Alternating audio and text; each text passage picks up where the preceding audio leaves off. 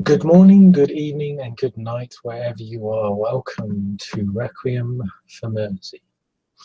And we place a scene with a particular individual, a kindred, who has just returned back to the Monkey Beach cottage to rest, to sleep for the day.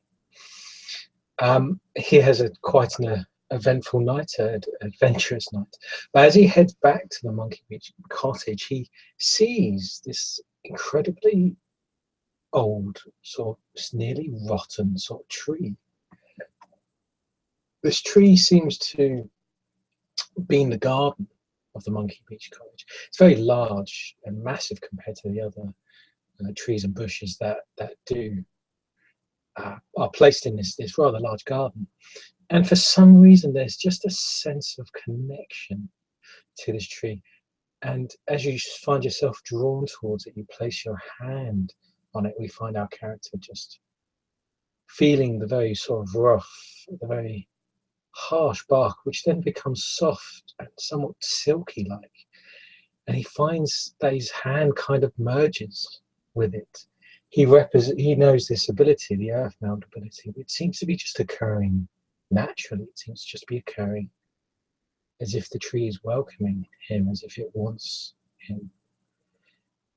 The character feels compelled, feels drawn, as he finds himself placed into this tree, merging with this tree.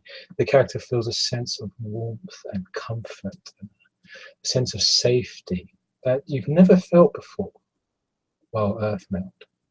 Perhaps only in your most secure of havens, or your most safest of places, perhaps your sire's own haven. But you feel very safe and warm.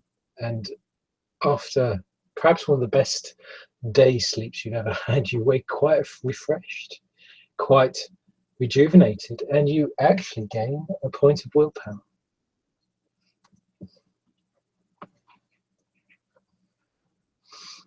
And I'll let you take on the scene as you re-emerge from the tree, refreshed, rejuvenated, and you approach a new night. Yeah. So as Nathan leaves this wonderful tree of this tree that invited him in, almost like it had opened a door for him, almost like an old friend. No, not even like an old friend.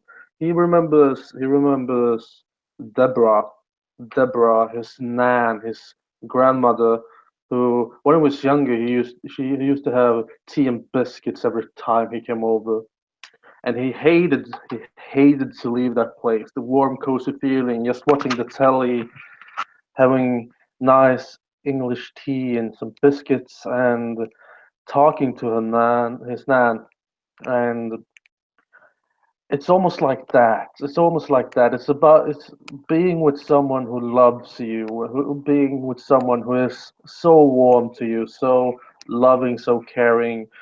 And after a while, when he goes out again. It's almost like when his parents said, "We need to go home now, Nathan. We need to go home. We have other lives.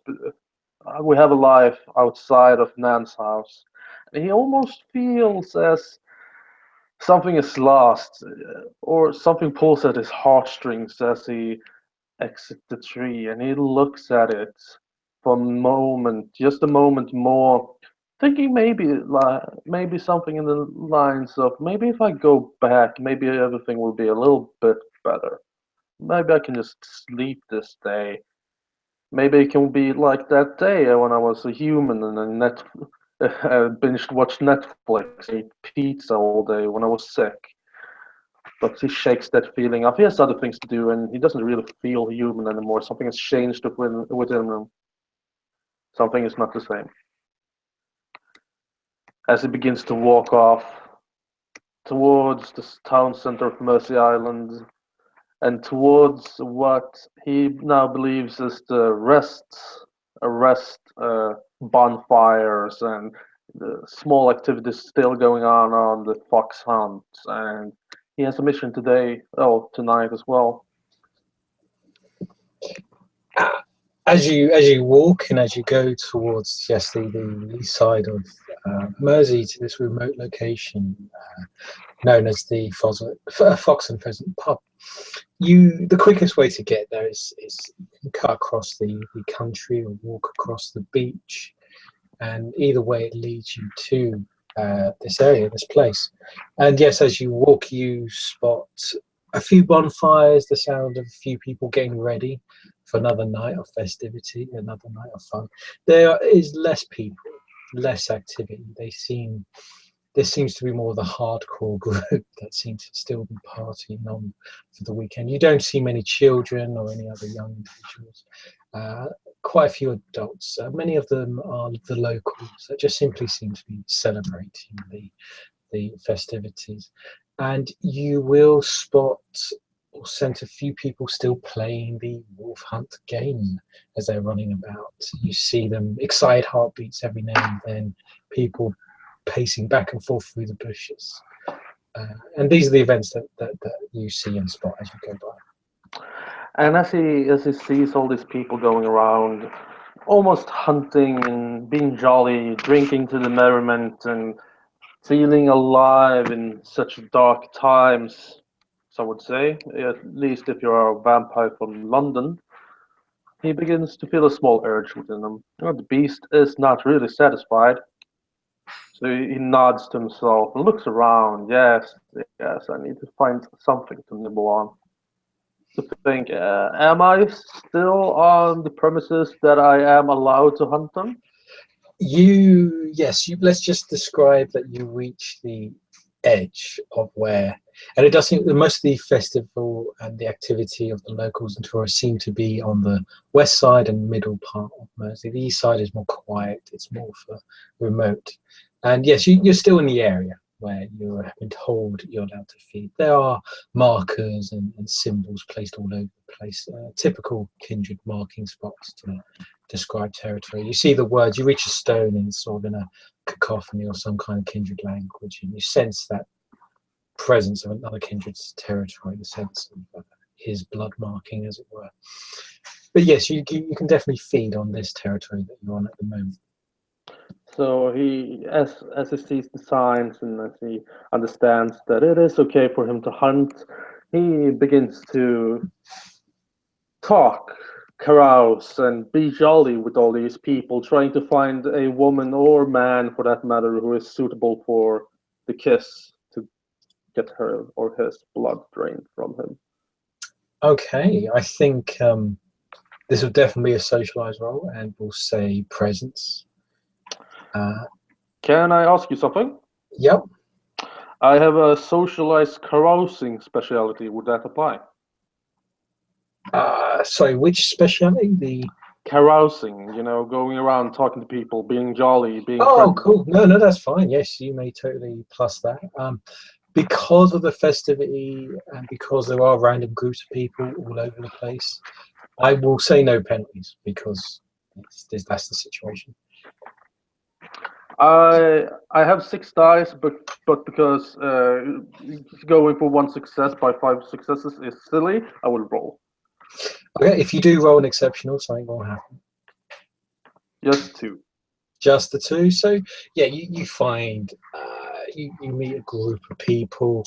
They look at you, and of course, yes, you do look like a quite trendy, warm, welcoming sort of dude, a cool fella. They ask you about your tattoos. They ask where you're from. You get into the conversation. Of course, there's let's just describe a woman that, of course, is just wide-eyed at you. She instantly sees you as the stranger, the dark stranger from the distances. Imagine she begins to talk and speak to you. You've done this 1,000 times. It's the same act as per usual. And of course, all mortals are just naturally drawn to kindred for some reason. They just seem willing almost. And you find a nice spot, a remote spot to drink from her, to place your kiss. Of course, she moans and groans in ecstasy as you do this, and is completely dazed and confused. So how much vitae would you like to drink? Anything beyond 3 is dangerous. I'm just gonna take the 3. Okay, so you drink 3 vitae. You can see her face go slightly pale as a large amount of blood has been drawn from her. You instantly taste that she is quite sweet, quite innocent, quite a fresh sort of flavour, a tone to her. And she sort of immediately looks to you as if is there anything to speak or to say, but again, the kiss causes quite a great deal of confusion to Immortal. They're still in an act of ecstasy. So, do you just simply dump her and walk off, or do you place her back with friends? Just as a slight question. He as he begin, he walks up. He takes her he takes her hand. Uh, he begins to almost as he stands up next to her, begins to adjust his trousers, almost like there was something that happened, but maybe not. Uh, but he takes her hand, leads her back to her friend, and says that he has a business appointment to go to, and he would love to meet them up some other time. He talks to them about if they're their usual hangouts, or if or not there is any party or something like that in the coming weeks that he needs to go to. He needs to be. All right. Yeah, and he at the same time he places her down, whispers some sweet things in her ear, and says that he needs to go as well. But he loved the time and he wants to spend more time with her. Obvious lies, but in the state of being that she is, she maybe doesn't care really.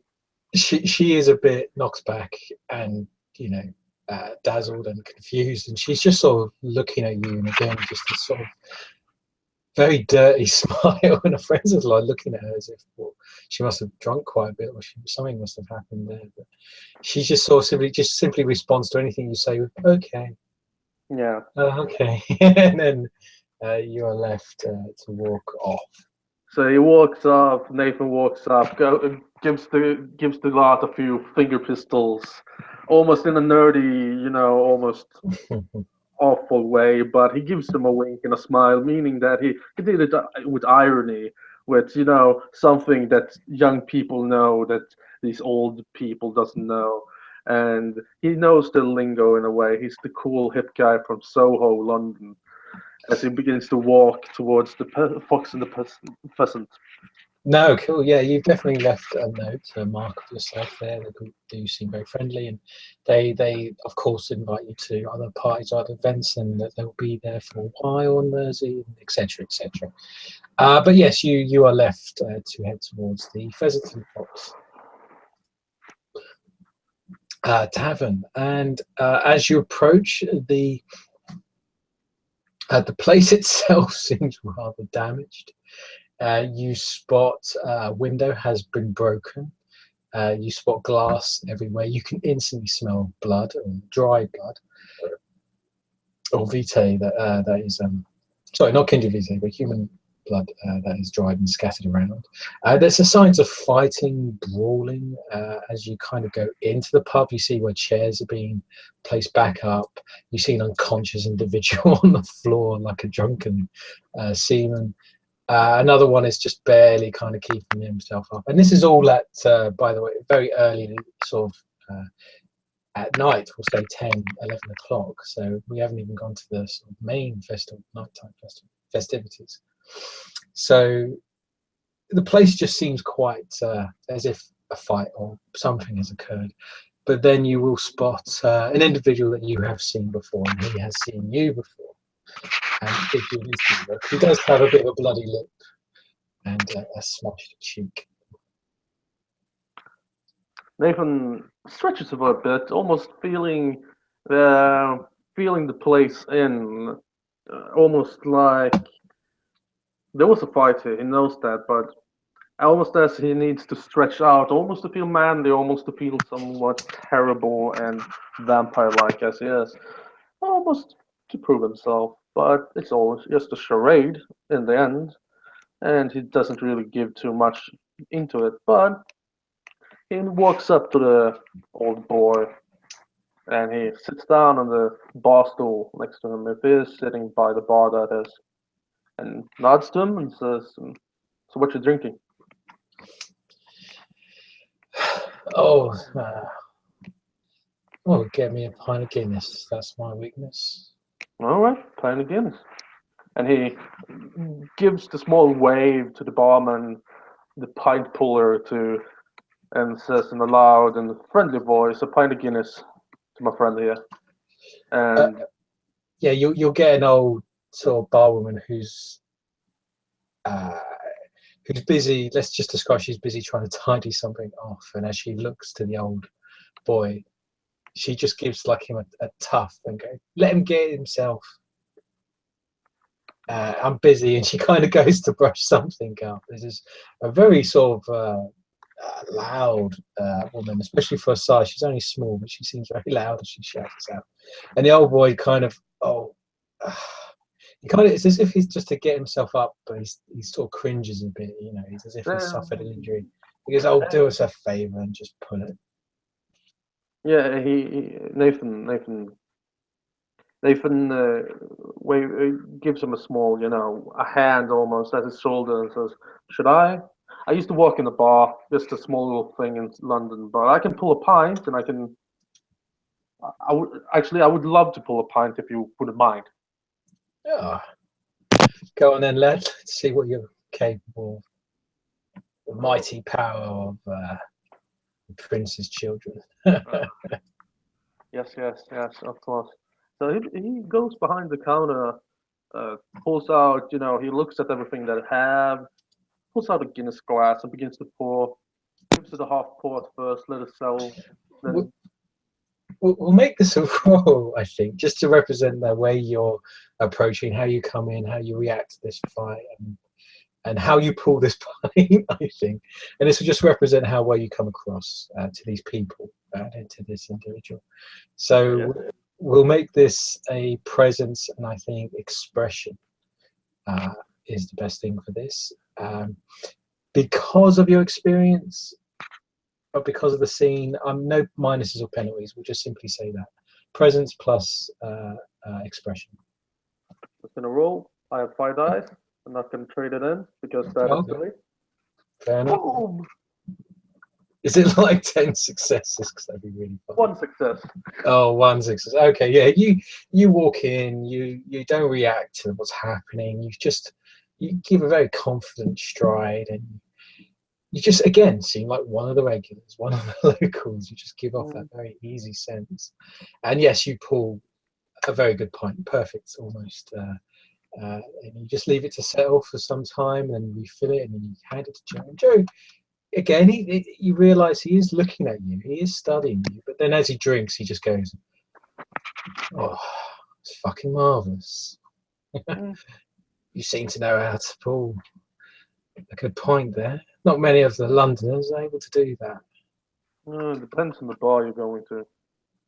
I mean, if you're going to one of these bars like a Wetherspoons or Sam Smith where you only get like a Foster's or something like that, yeah, sure. But if you want a nice pint, there's always a place in London. You only need to go behind the big streets, find that little special nook and cranny that who actually matters go to. Oh, how interesting. Sorry about the mess here, by the way. It's just a little local scuffle. Of Bit of course. a fight over women, of course. You have to bash these dogs down every now and then just to keep them in line. Of course. No, no, I understand. But first impressions of the island is rather great, I would say. um, loving the area and the company that is Mercy. Now, onto other things. Is and he looks around and gives looks over the crowd and he just says, "Ah, it's the big she's home." Oh, the big chief. He's downstairs. He said you might come by, let you through. You know the way. You can help yourself. He's not in the best of moods, but I'm sure he'll speak to you. Not right. Anything else before I go? Whiskey, double, single. Oh, don't worry, I'll help myself and put it on your tab. Oh, you naughty bastard! I don't have so much money. Oh, yeah, it's just, yeah, we'll see what happens there. A whole bottle of like 20-year-old what? Anyway, no, we'll see what happens there. He kind of gestures and makes you point. Again, yes, you see him as young boy. Yeah, he does seem like a fisherman. He seems the way the people look at him, they react and respond to him. He does seem to be the guy running the pub. It always appears to be drinking there. It seems to be the confusing element there. But because of your success and the way he sort of approaches, you see him go behind the bar and speak to the other barwoman and tidy up a bit as well. But yes, you're left to go down a similar path as before, this sort of underground back passage that leads to these underground steps. There's less noise, a lot less people. It seems a lot more quiet. But yes, you So, will pass the door where this dog is just simply sitting and resting, and of course it acknowledges you, it looks at you. give it a short, firm nod, and I proceed in. Mm. And yes, you proceed down to the underground, to this sort of underground little passage. Because there are less people, you may have more time to have a look around. But yes, there seems to be this kind of interlocking underground chamber that's been built here. The path that you've been shown towards the dog fighting pits and towards the office only seems to be a small part of this kind of tunnel system that is left before you. You may explore if you wish, or do you want to just keep heading down the path that you know? His he knows pretty fucking well that you don't fuck around in other people's havens, businesses, and other things like that. And he knows that if you go and fuck around too much and look for things that shouldn't be looked for, someone is gonna fuck you over. So he's just gonna shake his head as the thought comes to mind that maybe I should just, oh, what's behind this door? And he just shakes his head. No, no, bad idea. Bad dog, bad puppy. Trade off is not equal to risk. As you do walk down, I will have to make this a roll because there is a chance that you may pick this up because you are kindred and you have kindred senses. So as you walk down here, it's going to be a hard dice roll because there's all the confusion of the blood, animal blood, human blood that seems to just be scattered around the place. So this is going to be a senses test. So we'll just simply say a wits and composure. Just do it. Oh no, wits and investigation. I think that's more appropriate. But it will be minusing 3 because of the blood and the surroundings. That is a single dice, although not a chance dice. Okay. You do have willpower that you may spend at any point. Who needs willpower when we get a 9? Okay, yes, you. Oh, actually, I think you plus your blood potency to that roll anyway, but don't worry, there's 2. It's done. But anyway, yes, as you're walking down the corridor, and as you're kind of going down these steps and this path, like it goes slightly forward. You can gauge the distance. You're just sort of heading from underneath the Fox Pub to just outside it, just a few hundred meters outside it. But as you're walking along, and again, the confusion of blood and the smells all around you, you sense heartbeats, a lot of heartbeats, a lot of people, lot of individuals, but they seem to be lower down. They seem to be sort of placed lower down. Of course, your beast instantly wakes up as a sense of a group of people trapped. You get quite excited at the thought, the sensation. But you definitely know they're like below you.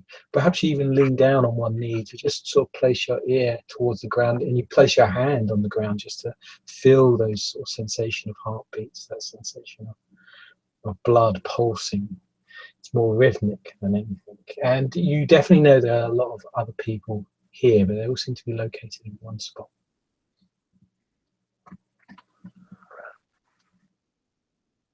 As he As he takes a knee and he listens to the heartbeats and sees his beast comes out from his little hidey hole, his little cage he usually puts the beast in, and he gets excited for a moment, and then he goes into this same bit of rational thinking that he did when he saw the doors and sides and the ability to move about and look what's around him. He says to himself, at least in his hand, ain't none of my fucking business what he has in his cellar.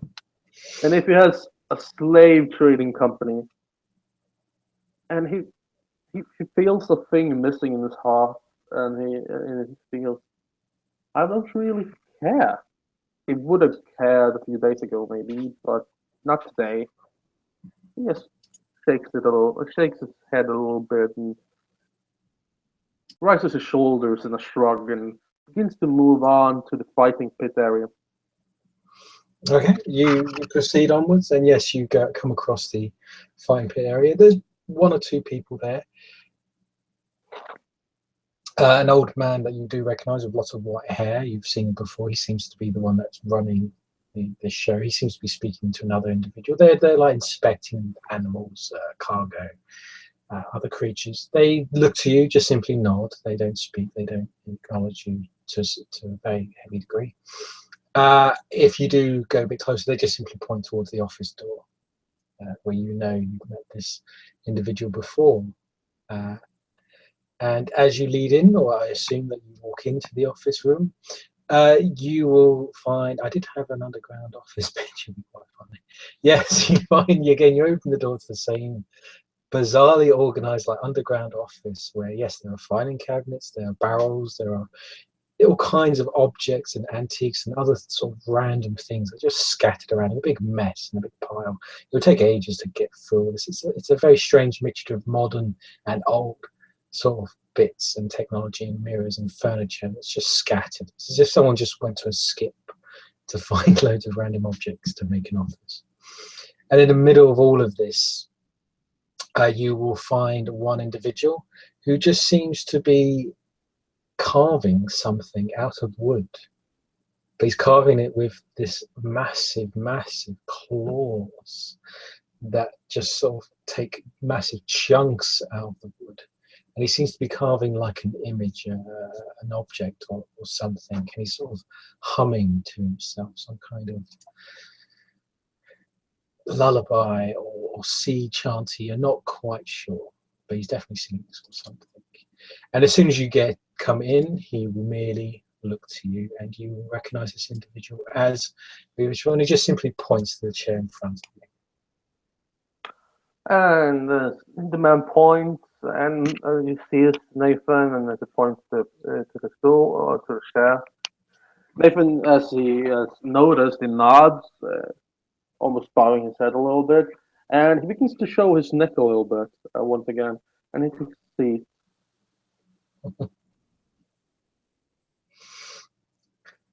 As you present yourself and as you show this and you kind of bare your neck slightly, it's a friendly gesture, a gesture of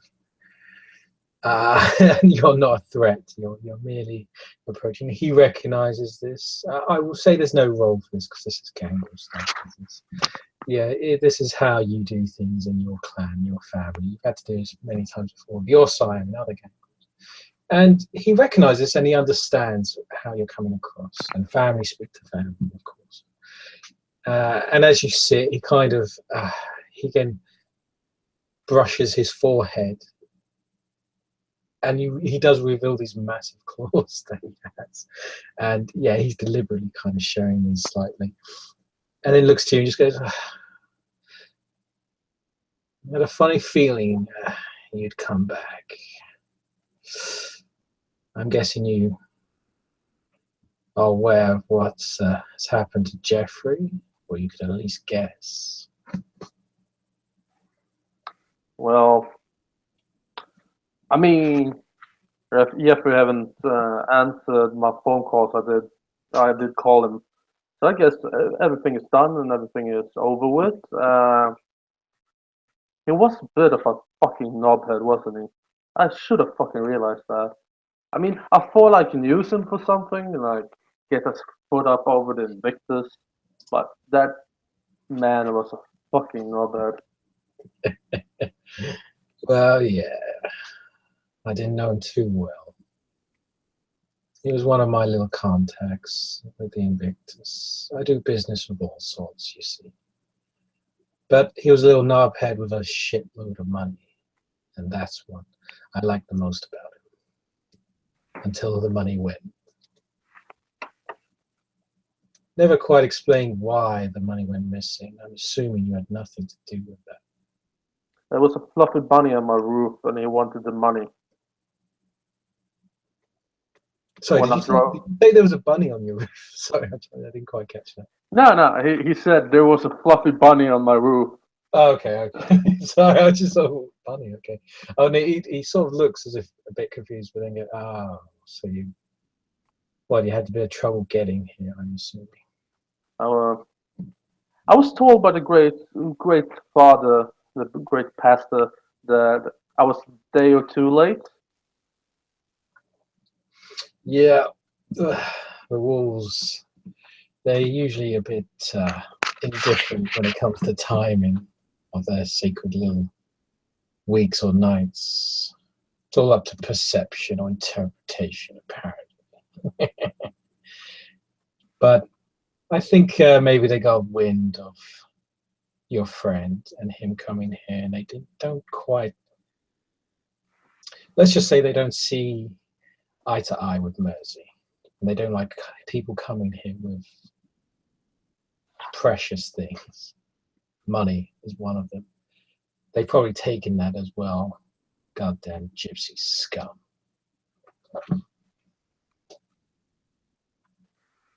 Right. I'm sorry about the money.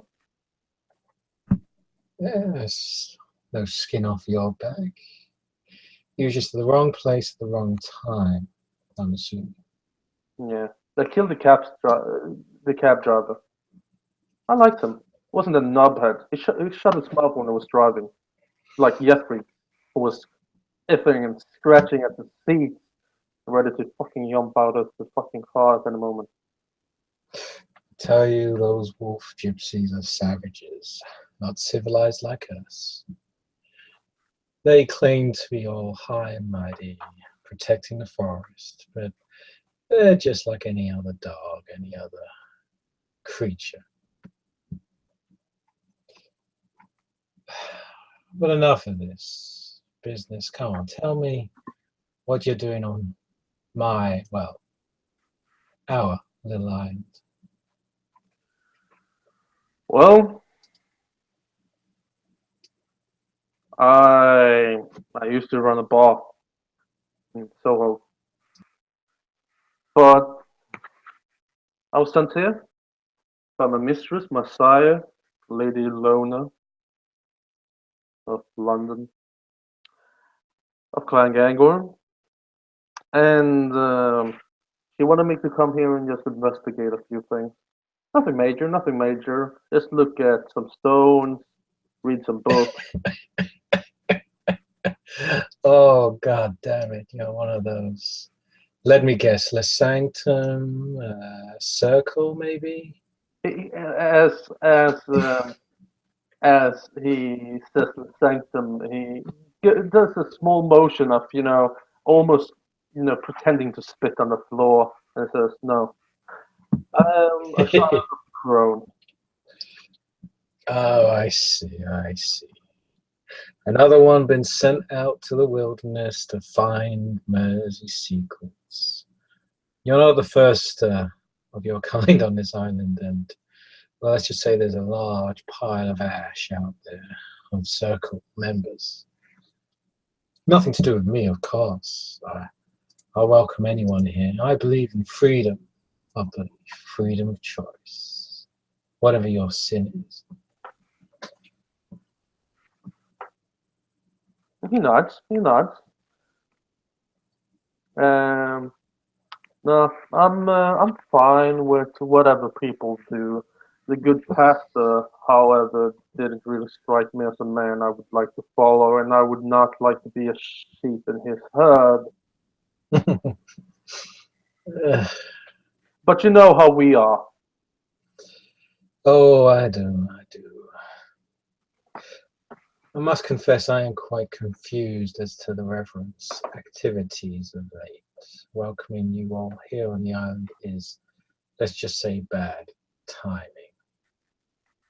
I'm sure this is some kind of little game that the Little Red is playing, and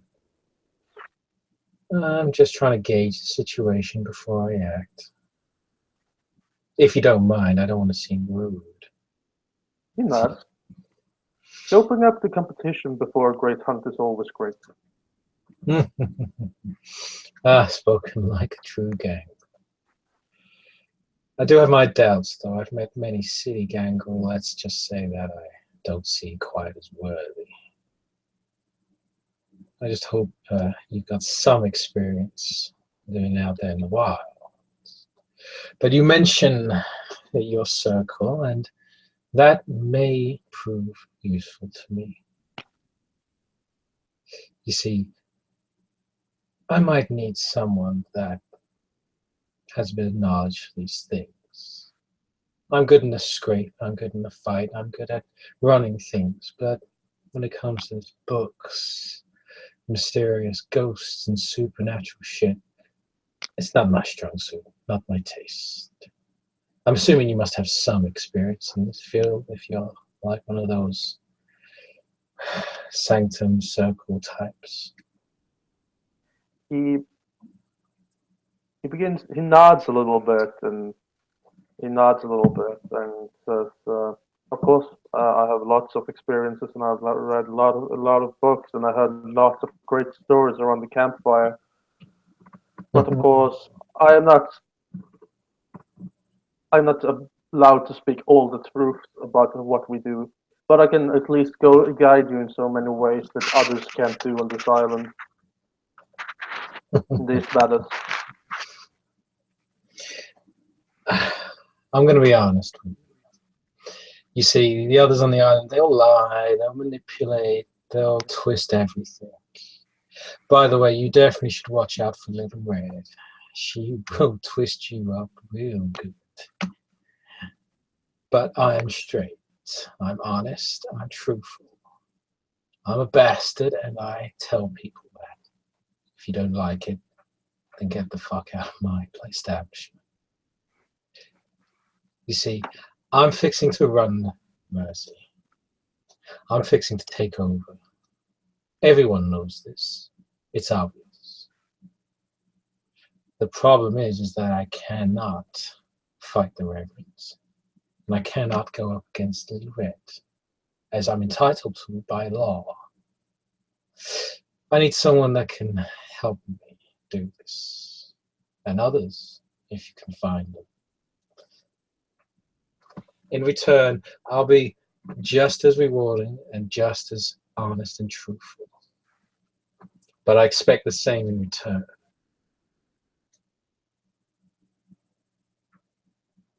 He nods.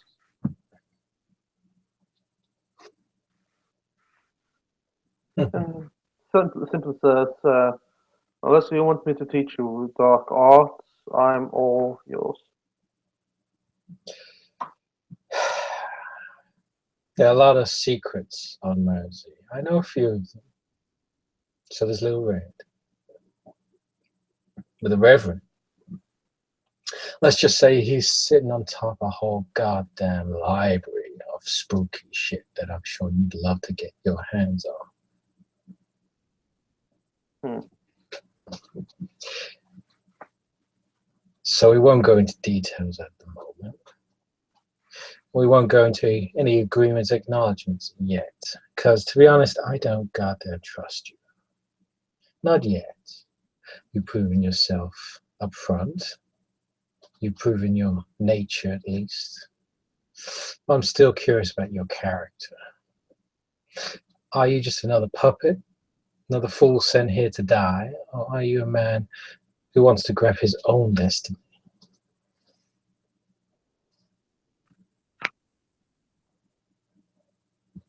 Is that a question?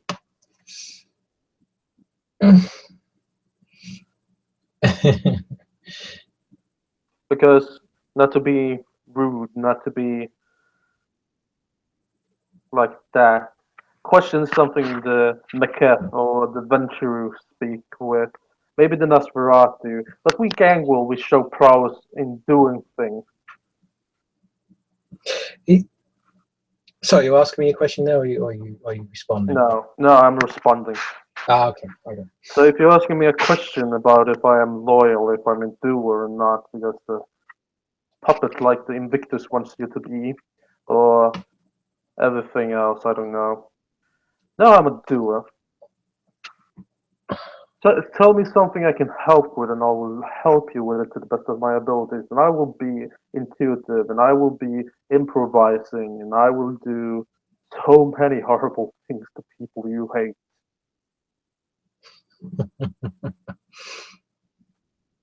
Well, okay. Let's just see your words match your character, your nature. See how things are run on the island. I supply goods. I smuggle in items. Little Red organizes the people, organizes the civilians. The Reverend tends the religious needs of the populace. Oh, they are so faithful and loyal. They will die for him. Now, if you want to join my little group, my little posse, there are rules, there are challenges, and you got to take the oath. But you will be no servant, you'll be no slave, you'll be a partner, a packmate. I don't look down at people, I don't look up at people. Does this seem agreeable to you, boy? More agreeable than just being a puppet to some other one. A packmate is something more. It's family in a way. I think you understand. Of course, I'm I'm willing. Just tell me what to do, and these challenges should be done as quickly as I can follow them up. Very good. Firstly, I'm going to test your mail. I want to see what the hell you can do, what you're capable of doing. Then, if you survive, if you're still willing, I'll bring you into the pack. Again, he starts to really revel in that word. And it feels like he looks to a lot of the kind of memorabilia and stuff around him. And I will allow you to do a roll because you may spot or notice something. Because he takes quite a bit of a moment. It seems to be a personal thing with him. So as he kind of looks for certain objects in the room and you look to follow, we will make this. It'll be minus his composure, which is a bit crappy. He's not good at this stuff, so it's -2 for him. But this will be your wits and we'll say empathy. Empathy. What is my empathy? That is a 2. So that's 2 dice. Yeah, it'll be -2, so just 2 dice. Oh yeah. 4 and 4 You, -2. That's 2 dice. Boom. 4 and 5. Nah. Nah, you don't quite gauge what he's looking at and what he's sort of examining or touching. You're still kind of you're still sort of trying to be polite. You're trying to be approachable. And again, yes, you can feel his beast is pulsing. It's kind of pushing. This is his haven. This is his territory. You feel quite unnerved. So yes, you don't quite gauge to what he's doing, what he's looking at. But then he quickly kind of sort of cracks his neck slightly and looks to you and goes, let's see what you're made of. And gets up and kind of grabs you by the shoulder and lifts you up quite easily, as it were, as effortlessly. He sort of lifts you from the chair and helps you along towards the door. Right. And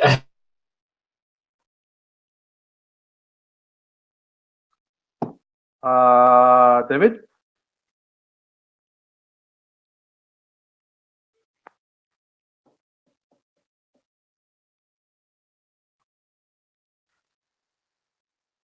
David?